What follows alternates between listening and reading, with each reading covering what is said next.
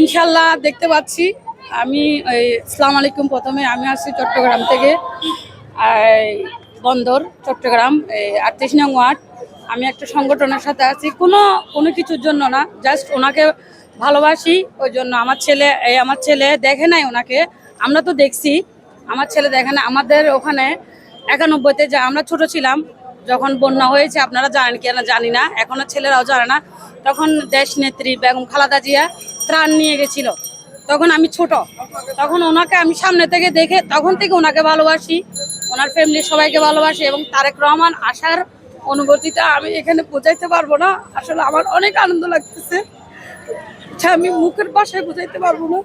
আজকে আমি কালকে 300 ফিট হয়ে গেছি দেখার জন্য, ওখানে ভিড়ের জন্য আজকে যেতে পারি নাই। আজকে এখানে দেখলাম, আমার অনেক আনন্দ লাগতেছে। আমার মনে হয় আমার মতো সবারই লাগতেছে আনন্দ। কি প্রত্যাশা থাকবে আগামী উনি 31 দফা দিয়েছে। ইনশাআল্লাহ আমরা আশা করি উনি যদি বিপুল ভোটে জয় হয়, তাহলে আমাদের যে 31 দফা দিয়েছে, ইনশাআল্লাহ উনি দেশের জন্য কিছু করবে, এটা আশা। উনি দেশের বাইরে অনেকদিন ছিল, দেশের জন্য করবে, সেটা আমাদের বিশ্বাস, আমার বিশ্বাস, আমাদের সবারই বিশ্বাস।